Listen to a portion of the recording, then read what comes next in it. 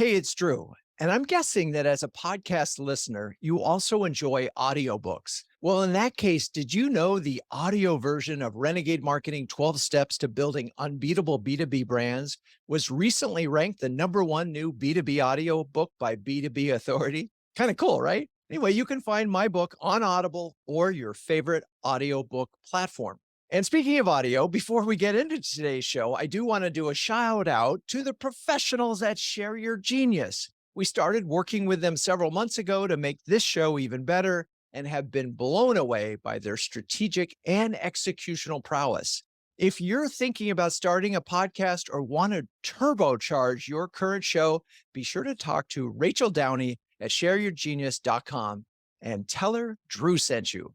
Okay, let's get on with today's episode. Hello, Renegade marketers. Welcome to Renegade Marketers Unite, the top-rated podcast for B2B CMOs and other marketing-obsessed individuals.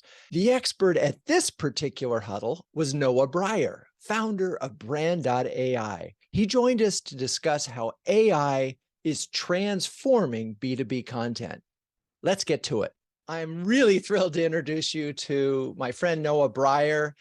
Noah's notable achievements include founding Percolate, now part of Seismic, and 2 other companies, including brand.ai, which we'll be talking about in a little bit.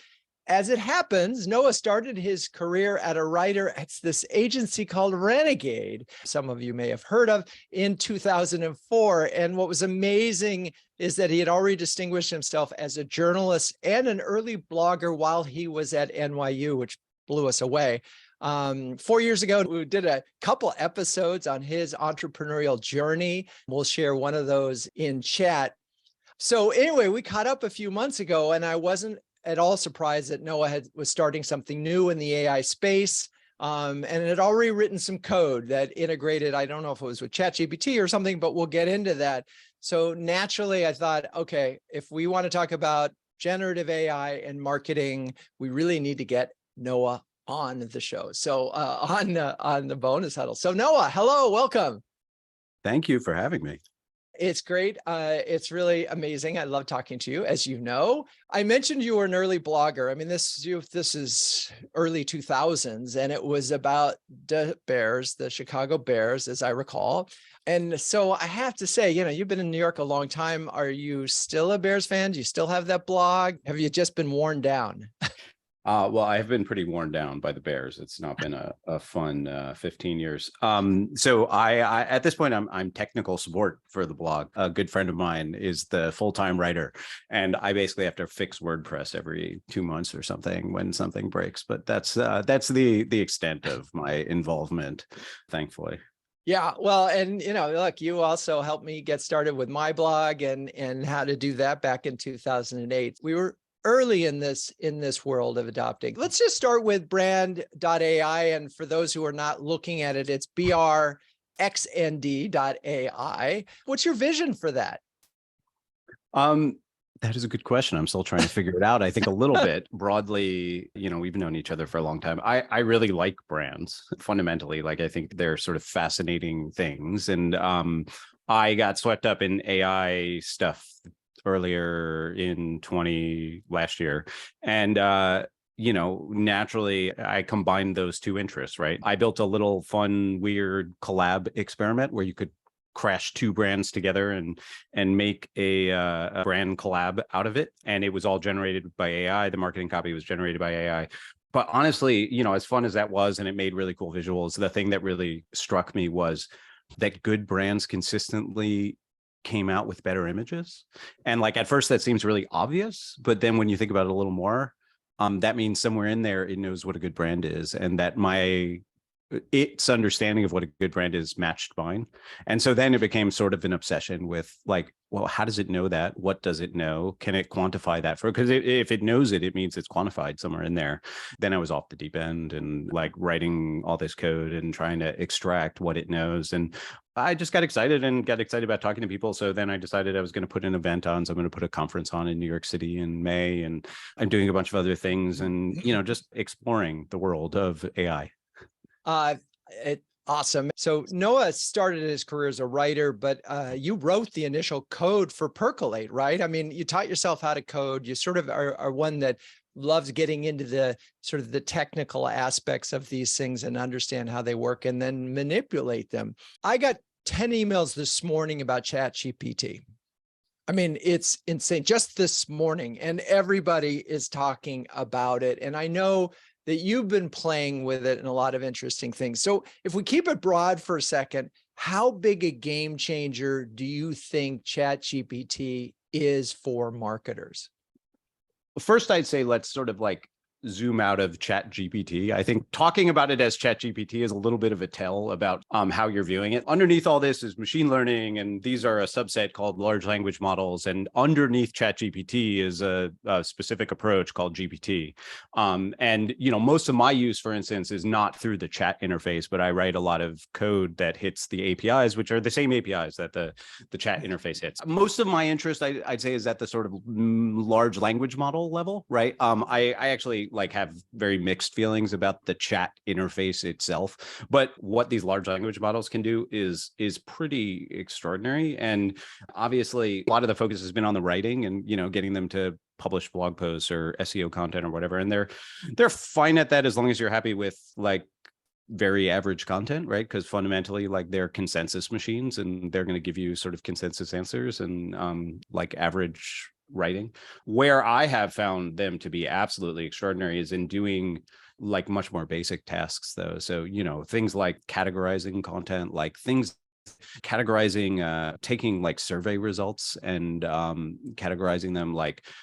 I've been doing a lot of web scraping and summarizing, those sorts of things. That is already in its current state, that's a game changer. It has solved a problem that I have wasted many days and maybe months of my life, a whole bunch of problems I've wasted many days and months of my life doing. I don't think that it's at the point yet where it's not ready to write great ads. It can be an interesting companion. I think it certainly can be a helpful partner. It can get you started. And again, when you want consensus, I was talking to a friend yesterday and he had to write a formal letter to the city requesting something.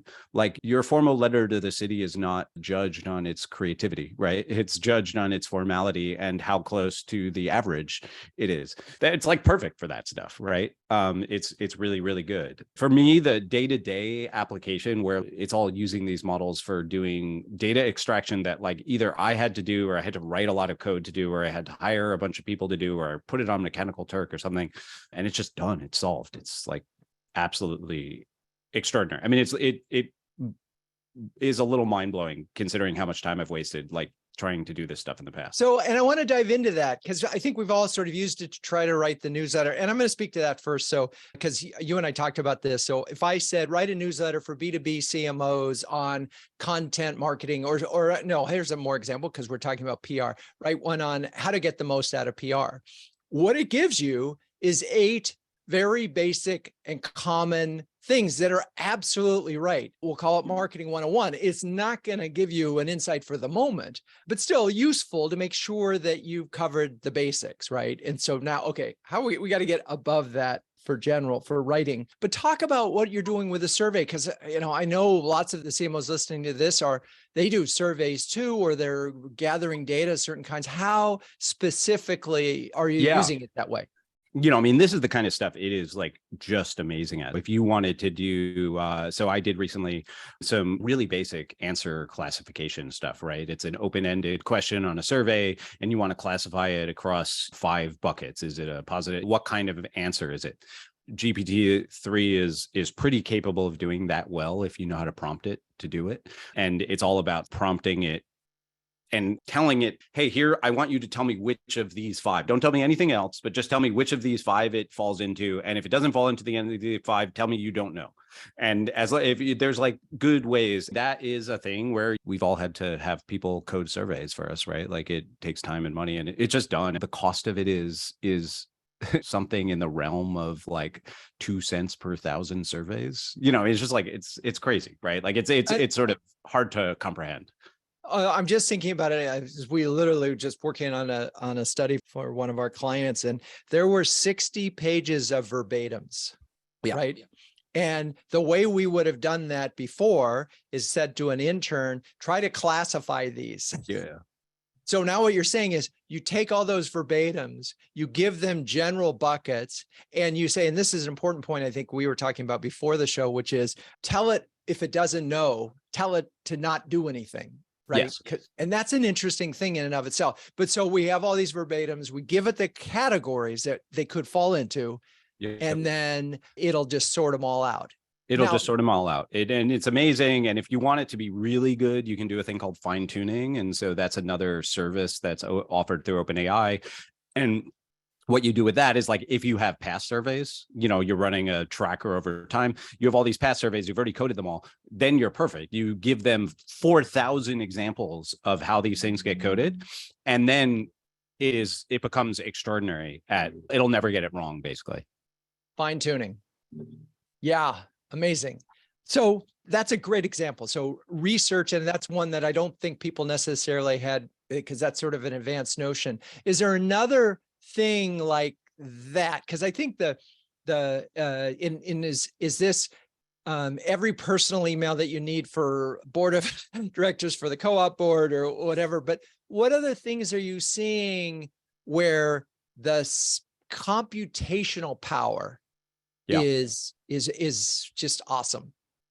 Well, so one small one, and it's like along those lines, and it's probably not interesting for everyone, but I'm guaranteeing some folks here, is for doing like scraping and data extraction. If you say, for instance, you're a B2B company and you need to do research, like you have salespeople who are doing research about their prospects, and you want to be able to sort of take that company and look at a couple key things and then pull it into a format that you can prep the sales team or turn it into content. Doing scraping and data extraction from scraped text is extraordinary. Like it's absolutely amazing. It'll give you, like key value propositions or whatever you want to walk in with for your, and include, again, I think like worrying about it writing the content is much less interesting to me than like, hey, go take my 500 prospects, go scrape their homepages, bring me back their key message, their like whatever, like pull out all of the things you need. And then, we're going to use it in our account-based marketing campaign. Like we'll figure out how to include it. We'll write the content and that plugs in those pieces, but I'm going to have it go and take that raw data, right? Like just a page of text, structure it into whatever format I want, pull out key messages, pull out whatever it is. And it is extraordinary at that. I've done it 10,000 times now. And it's like, I am yet to have a day where it works and I'm not just absolutely amazed. I just did it right before. And so, and again, I'm going to emphasize, I want to spend some time on this because this is not a use case that I had been thinking about, but everyone listening in or watching in right now is thinking about how economy's down. How do we get the most out of every single interaction that we have with a prospect, right? How do we do that? One of the ways is to know the prospect better so that your interactions with them are more personal, more relevant. And so and again, I'm not, you don't have to pull up your screen and show, but how do you make sure that that is not just the basic? I've seen some in the past, a couple of years ago, where the assessments were so kind of basic that you went, okay, yeah, this is their job title and this is where they work and this is what the company's vision is, right? But it didn't get into there was no insight there. Well, I think it sort of depends what you want to be pulling out, right? I think that the way to use these tools is more as assistants than as insight generators. And that's probably like personally where I would start. So I probably wouldn't start with that question. I would start with, hey, we're going to do, we have an ABM program going and like, we have 200 companies in our ICP. And like, I know all those companies, I have all their websites. I'm going to go hit all their homepages. I'm going to pull out their key messages, and then I'm going to go scrape their latest quarterly reports and pull out what were the sort of key business drivers and the key business concerns. And I'm going to put all that in the CRM so that when the salesperson calls or I'm going to plug it into my ABM so that I can actually like pull one of these key things out.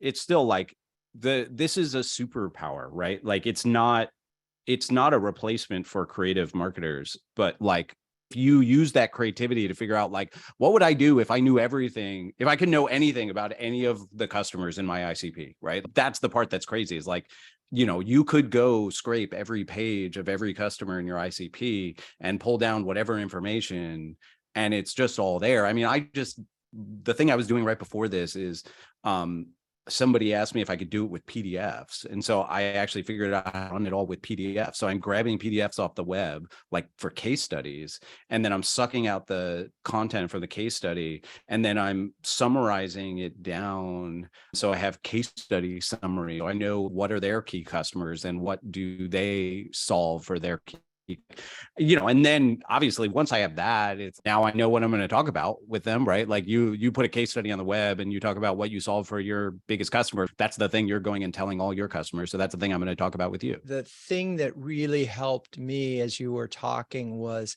think of this as an assistant, and anything that you might ask an assistant to do, it could do, and it probably can do it faster and better, assuming you give it really good guidelines. Right. And that's part of this. So being able to, Shelley Palmer uses the term prompt crafting, which I've immediately adopted, and that's a new skill set, right? Is that you need to understand. And so this means being able to direct your assistant to do that kind of thing. And I would challenge, I suspect not a lot of folks have thought about necessarily looking at it from looking at prospect case histories and sucking out that thing. It also occurs to me that there's got to be a customer marketing application here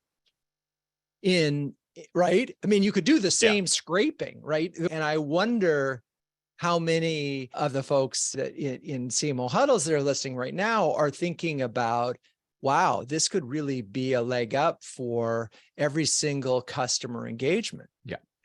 Amazing. It's really amazing. And so not only do you know them and so forth, but you probably know what's on their mind right now. Totally. And you have, you even have content from them that you can, and to them that you built for them that you can summarize. And I think take all this and sort of supercharge whatever it is that you want to do. I'm also just going to paste into the chat. There's a piece I wrote, since you mentioned prompting.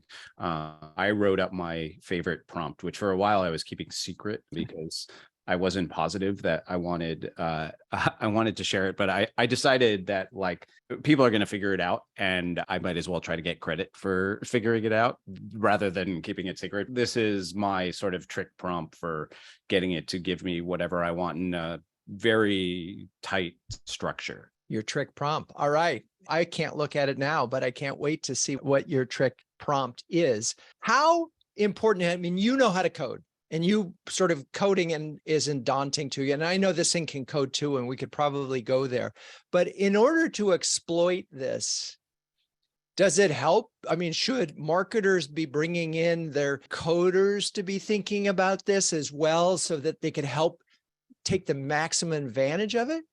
Yeah, that's an interesting question. There's sort of two sides to that. My prompt, actually, my secret prompt is inspired by code. So it's sort of inspired by the insight that these things understand how to code, and they understand how to code just because there's more code on the internet than any other content, right? Actually, I remember this was a guy named Charles who worked at Renegade as well. And I talked in 2005 about the idea that like, the thing that is most prevalent on the internet is information about the internet, right? Like build the internet is the largest corpus of knowledge on the internet.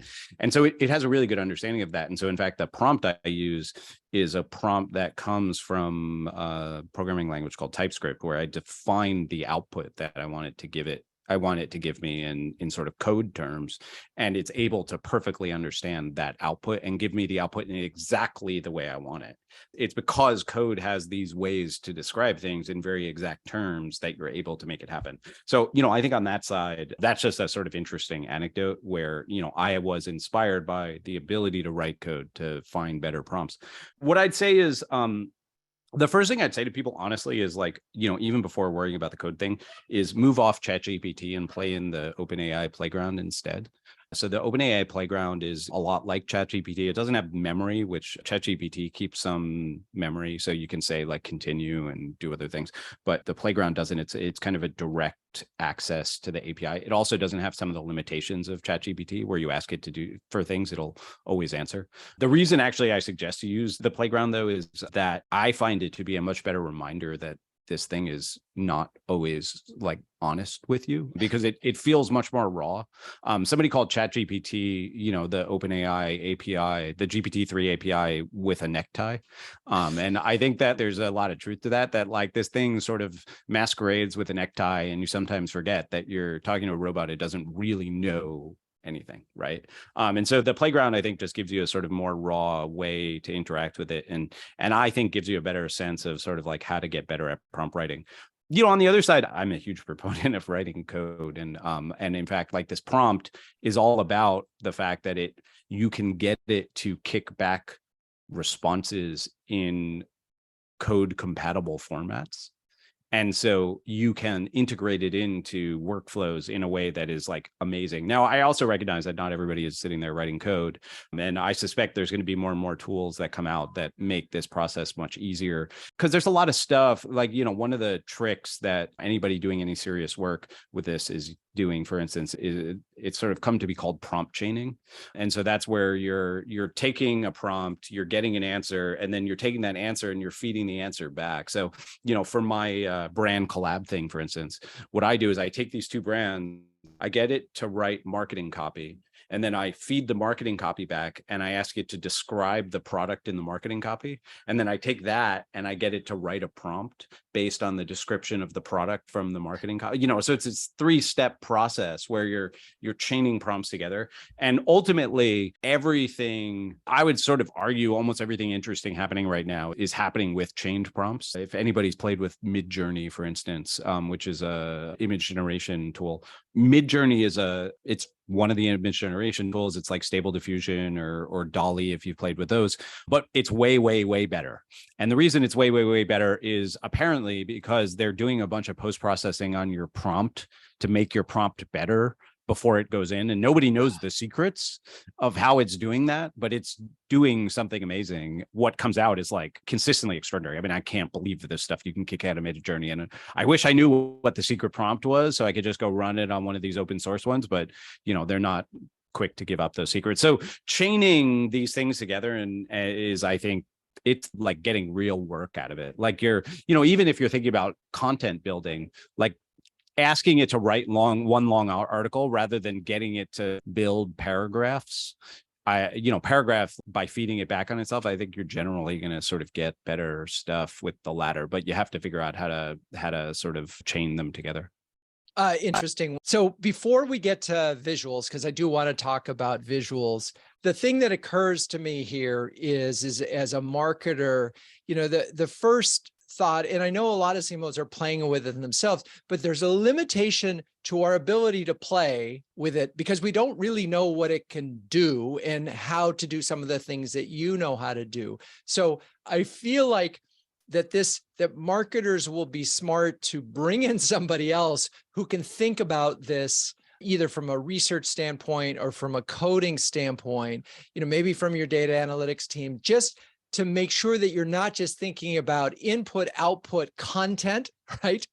And thinking more about some of these other more larger, interesting things like the scraping that you find. I know that a lot of CMOs would love to be able to, first of all, a lot of CMOs have BDRs and SDRs reporting to them, right? And they've got to come up with scripts every day and they're supposed to do research on the thing. Well, the research take time, so they probably don't.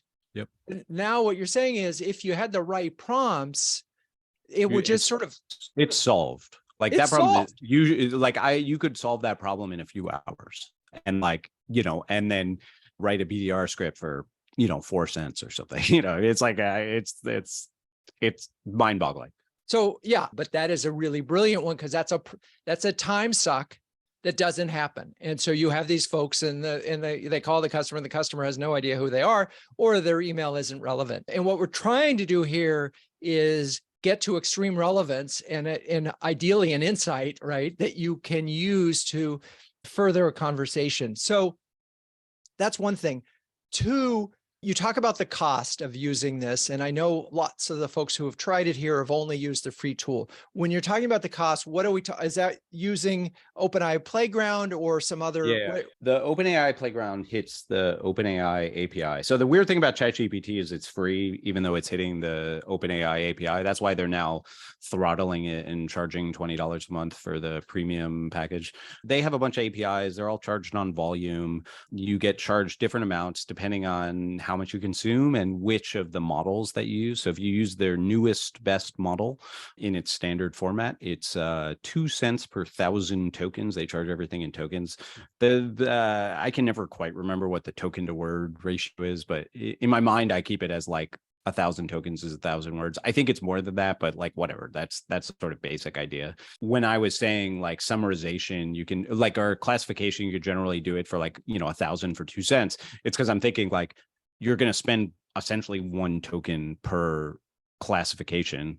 And so you're going to get 1,000 of them for 2 cents, right? Like that's just the cost of it. And so, these things can get expensive if you really, really start to do it at scale, or if you start to, I recently broke everything in my stack because I didn't realize that so I was saying fine tuning. If you fine tune their most expensive model, it actually goes up to 12 cents per 1,000 tokens. I have a customer I'm working with right now who we are generating 5,000 synthetic dog breeds, AI generated dog breeds. And I had not realized that I was paying 12 cents per 1,000 tokens. And I ran through my limit and I had to ask them to let me spend more money with them. And everything was broken until they fulfilled my request. So that's hilarious. Wait, so we're talking about German Shepherd meets the Chihuahua. Yeah. And so it generates a description. It generates a photo. It's really amazing. Hopefully it'll launch in the next couple of weeks. But oh my God, that's going to be, I think that would be a Chihuahua. Yeah. And but so that would be the fun part. It's got a naming model too. So it's I use that fine tuning method where that's where you sort of, you can think of fine tuning, like, how you prompt GPT with here's examples of the kind of answer I want you to give it. Yep. The way to think about fine tuning is imagine if instead of prompting it with 3 answers, you could prompt it with 5,000. And so that's what you're doing when you're fine tuning it. Essentially, that's the sort of simple way to think about it is imagine if before your prompt, you had 5,000 good responses that it saw. And so now it was really good at knowing exactly the kind of response. And so, yeah, I fine tuned a model to dog crossbreed naming. I didn't realize that it was 12 cents per 1,000 tokens, and I ran through a lot of tokens pretty quickly. I had to beg them to let me pay them more money, and amazing. Now they were kind enough to say yes.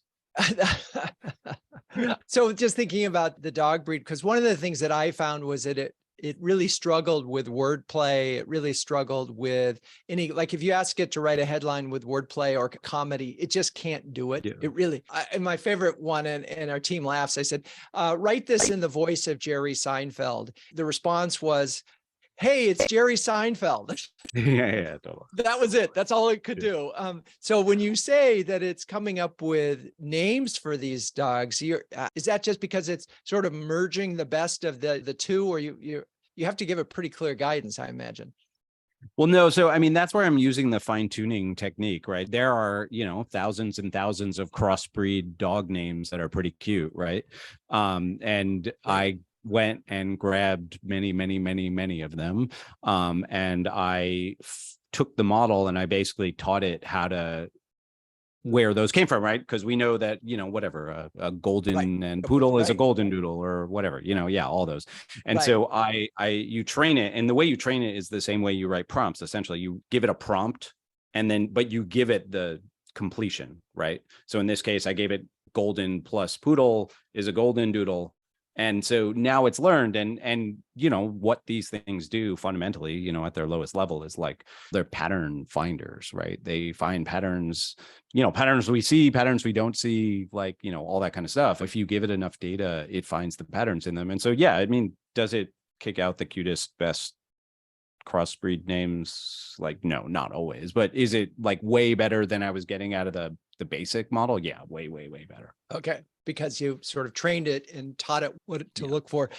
You mentioned, excuse me, OpenAI Playground. Are there any other sort of copywriting tools, whether it's Jasper or others that you've played with that you think anybody else should test at this point?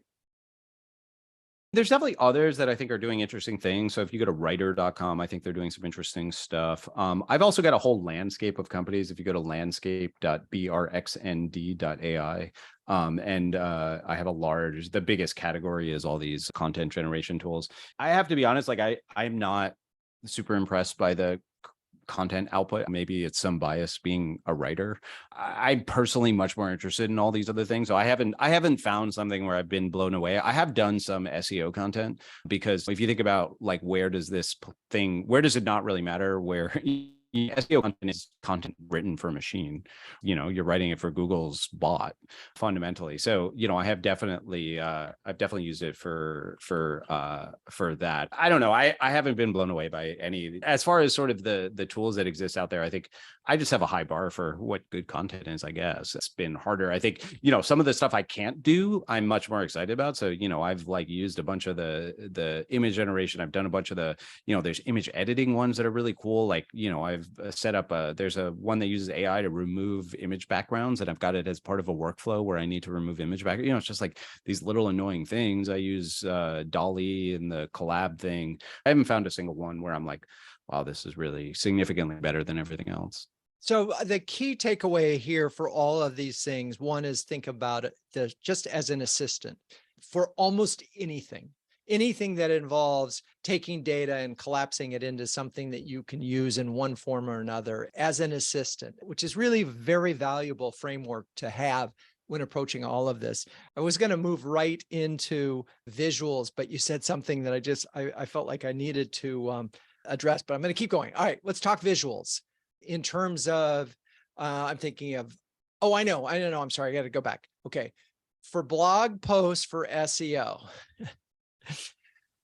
and we're talking about machines consuming it, but these blog posts go on your website and someone might read it and a customer is going to say, well, that's basic. How would you manage that? I'm sorry to give you that very specific use case. I don't know. Maybe this is my own expectation, but I sort of always expect those blog posts to be pretty basic. They're a way to get somebody to your website. And when I land on a website, it's not necessarily that I'm looking at that specific content. You're just trying to get people deeper. So, I did do a thing recently where I took within the category that, my landscape is in, and looked at all the most common questions out of the SEO tool that I use. And then, had the assistant write content based on some existing content. It's not entirely sort of generic. It like includes some information about me and what I'm doing. I produced a bunch of SEO content, with the goal of getting up in some of those key questions. I was looking at question search terms in that particular one. Right. So almost like FAQs and that kind of thing. Okay. And so I just set up a whole pipeline. Like I took the, CSV out of the SEO tool and loaded all those question keywords in, and then just had it churn through them all. And boom, then those are blog posts. Amazing. Yeah. Okay. All right. Let's talk visuals. What's blowing you away right now? How are you using them? Basically, the way to think about it, I think the market right now, as far as sort of what's out there the most is you have Midjourney, which you can only use through Discord. You have OpenAI with Dolly. Dolly is the one with the best API and the easiest to use. And then you have a bunch of open source, Stable Diffusion is sort of the biggest. There's a bunch of other players too. There's a new one called Playground AI, and Playground AI has been integrating a bunch of additional models that are pretty neat. Like they were the first ones to sort of publicly release a new text to edit model where you could take an image, write text, and it would edit the image based on what you asked it to do. Drew's holding an orange and I want Drew to be holding an apple. And so I say, make him hold an apple, and it'll change the orange to an apple. And so that's at Playground AI. For all my collab stuff, because I needed an API, I'm using Dolly. And what I'd say about Dolly, if you've played with it, and it's really true of all these things, like except for Midjourney. Midjourney is just, you can get good content out of Midjourney without knowing anything about prompting. That's what makes Midjourney amazing. Is like you can give it a pretty terrible prompt and it will, if you give Stable Diffusion or DALL-E a terrible prompt, it will give you reasonably terrible results. But if you give if you give Midjourney a terrible prompt, it'll still give you amazing stuff. But with DALL-E, it's all about learning how to prompt it well. So, for that, the trick is, and I'll share all these links too, but there's a bunch of prompt search engines now.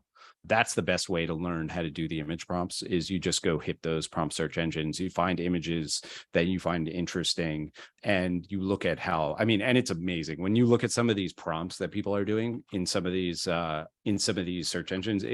It's like totally extraordinary. And I did this thing. I taught a class over the weekend at University of Montana, and I've had this notion for a while since playing with these things that you could use these image models as a really interesting teaching tool, because the way to get good results out of them is to have a really deep understanding of both the vocabulary of aesthetics, but also the sort of history of the aesthetic you're after. So like the more inspirations you can give it. And so when you look at some of these in the prompt engine, if you know a director whose style is famous for this, they'll put that director in, right? And there's all these things where, and so I did an exercise with the students this weekend where I gave them a sort of like, I gave them the Vertigo poster, the famous Saul Bass Hitchcock poster.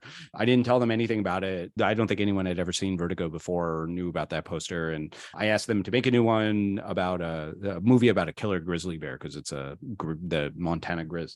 They immediately go in and they found who, the first thing you figure out is like, okay, if I tell it Saul Bass, now it makes a better image. Right. And so they figured out it was Saul Bass, and then they went and found other aesthetic terms. I think that part of it is amazing. I would really just kind of poke around on these image search, prompt search sites and find ones that you think are interesting. The prompting can be very specific to the tool you're using. So you just have to sort of be aware of that. And they all have filters. So you could say, hey, just give me Midjourney prompts, or just give me DALL-E prompts, or whatever it is. Amazing. And so, having it, this is so interesting, because I think it's the same with the writing, but the more you know about design, because you and I have worked with on logo redesigns, and those people who do that have a million words for every little part of a letter. Right. Yep. And so I am imagining that same kind of expertise in terms of just art and art style, if you bring that, you're going to get more out of the tool is totally. Yeah. Because think about how does it know what it knows? It knows it from the internet, right? It scraped the whole internet basically. Right. And so that's how it came to understand things. And so these words are all used on the internet. And you think about it, it knows the aesthetics of Picasso, because there's so much Picasso. It knows, it can do great Van Goghs because there's so much Van Gogh, right? So, you just have to sort of put yourself in the model's head in a way where you're like, hey, what would it know a lot about? It's not going to know as much about this niche designer from the, early 80s or whatever. You have to prompt it with things that it will likely know about. The more internet, the better, that's been one of the really interesting insights from all the collab work I've been doing is it can reproduce brands, even really small brands that are very online, sometimes better than really big brands that are not as online. So it's like a friend of mine runs a small record label called Ghostly, which is whatever, it's big if you're into electronic music, but it's certainly a lot smaller than something like Costco. But I would argue that it has a better sense of Ghostly's aesthetic because it's sort of more on the internet than it does Costco's.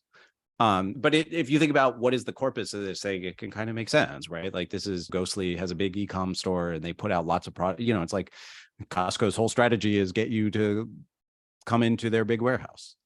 And, that's one interesting thing is that just have it assess the design of your brand. Yeah. And then say, and do it. And then you'll kind of know, as an interesting litmus test, if your brand has a design and has a thematic and has a look and feel, you'll find out right away, right?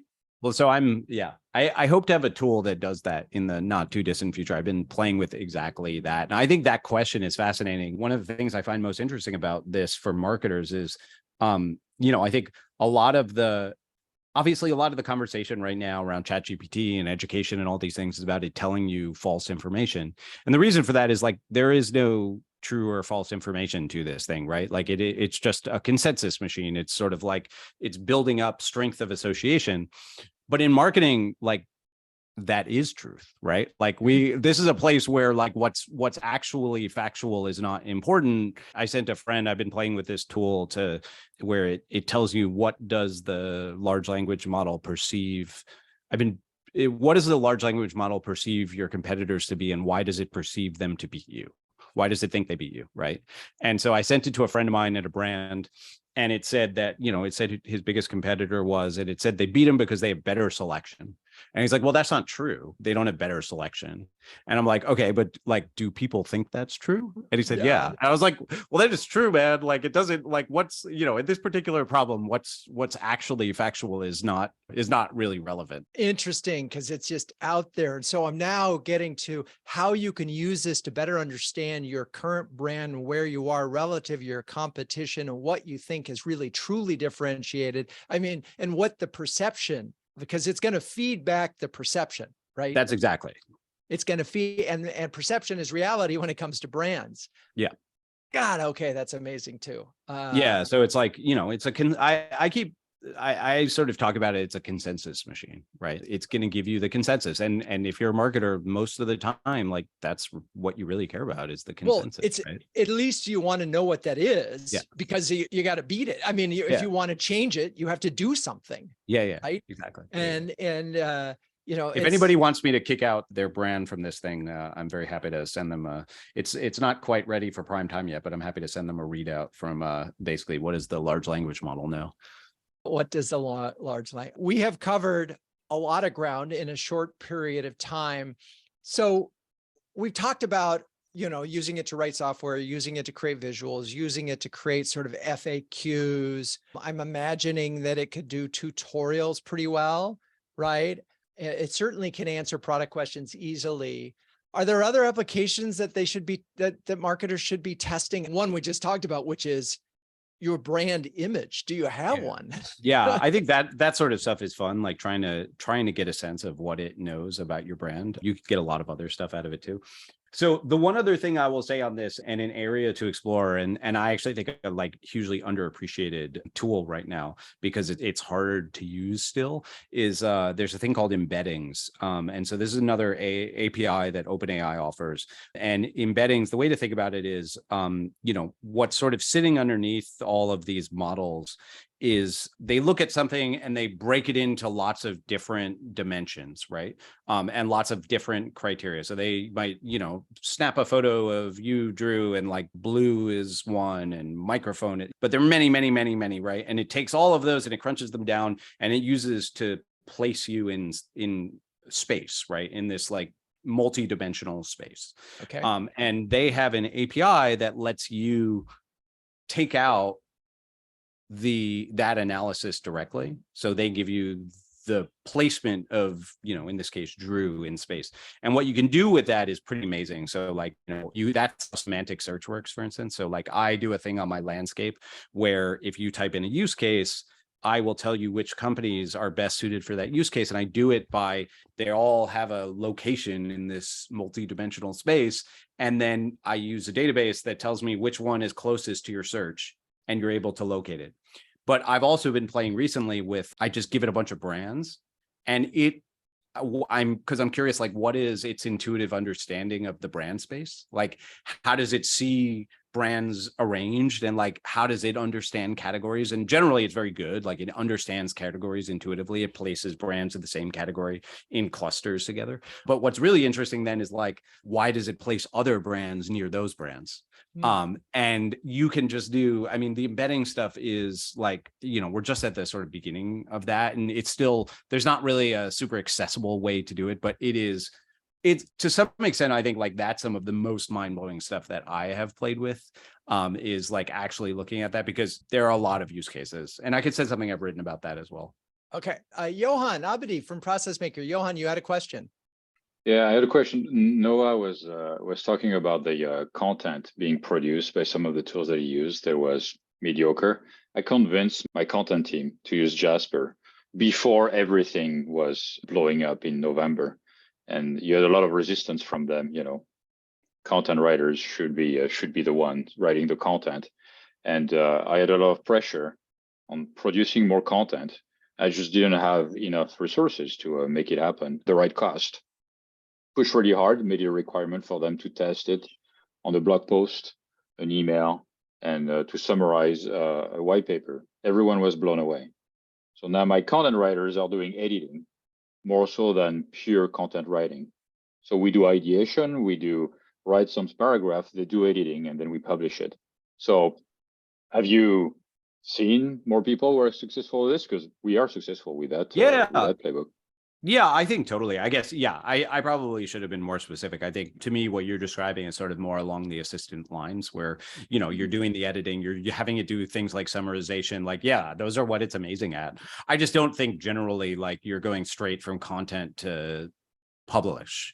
And I haven't seen it produce. I think that makes perfect sense. Like having it come up with ideas for content is really good. Any of us who have ever had to publish a bunch of blog posts or whatever, like figuring out what your next one is going to be is often the hardest part. Like it's often harder than actually writing it. Just putting 15 ideas in front of you and just like giving you a head start is great. And so, yeah, I think all of that totally makes sense. My comment was much more specific. Like I just, like I still think you've got to put in real work. But yeah, I mean, if you've got a content team, you need to make them more productive. Like this is like every one of them having an assistant, right? Like a sort of junior writer who is a part of their team and is able to do, it's like, it's perfect. Hey, it's the best writer's block buster that I have found for sure. We have one more question and then we're going to wrap up. So when you think about the skills that a CMO needs to have on their team to take advantage of the various, we'll call them generative AI tools, what should they be looking for? Yeah, that's I like that question. I can't remember exactly what you called it, but there is a new job emerging called prompt engineering that showed up in a bunch of places. I've been playing this role a little bit, and I think that this is something people will probably have full-time in-house, is like someone who is sort of floating around and trying to figure out where can we do things with this and how can we integrate it better. And it's probably like they write a little bit of code and they are really good at prompting and they can sort of like tie it into the workflow of the organization. Honestly, I think like you could hire that person today and see it have a huge impact. My own personal experience is that I now, because I'm in the headspace, I'm finding things every day where I'm like, oh, wow, I could just like, can I really just pump all that through and like solve that whole problem for myself? And, oh, well, if I just had this one piece, then I could, and I just think, it can be a huge unlock. That's the secret. I think this is why Microsoft is calling it, it started with GitHub for their coding assistant. They called it Copilot, right? And how can you add these things as a sort of a Copilot, an assistant that can sit alongside all these processes and, help everyone on the team? I'm sure many of you are technology CMOs. Every technology company, the promise is like, we're going to sort of let you focus more time on the things that matter more, right? We're going to sort of eliminate the busy work. And,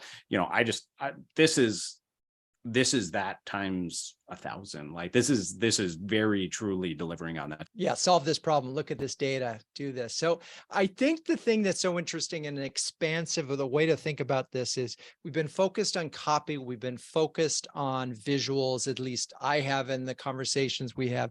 And we need to start with what are our biggest problems right now? And our biggest problems right now are, for example, BDRs getting the customer to demo. That's a big issue because if you're not taking, that lead doesn't become a real genuine prospect. Or our biggest problem is just figuring out what content is the stickiest or getting more content. Whatever those are, there is a chance that this can play a significant role in speeding up your ability to solve that particular problem. And that's the mind blower here for me, is just think more expansively about this. And, Noah and I started this conversation talking about, are we at the explore stage or the exploit stage? And it feels like we're somewhere in the middle, but just because you can just get into this vortex and keep playing and playing and playing, let's align it with your priorities and then use it for those priorities. So before we wrap up, Noah, 2 do's and a don't when it comes to generative AI.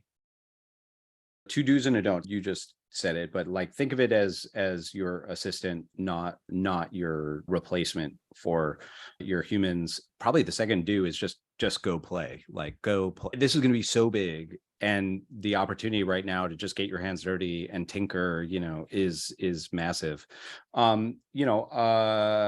I think the don't is probably just don't get too caught up in the sort of don't get too caught up in the conversations and the hype. The reason we're talking so much about content is because that's where the conversation has gone. But I think the more you play with it and get your hands dirty, the sort of more of a realistic understanding you get from it. And so it's like, read all the coverage and all those things, but make sure you temper that with hands-on experience.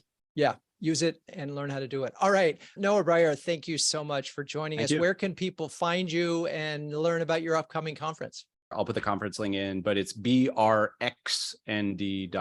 The X is at the intersection of brands and AI. So there's lots of stuff there, and I'll be having a conference in May in New York City and would love to have everybody there.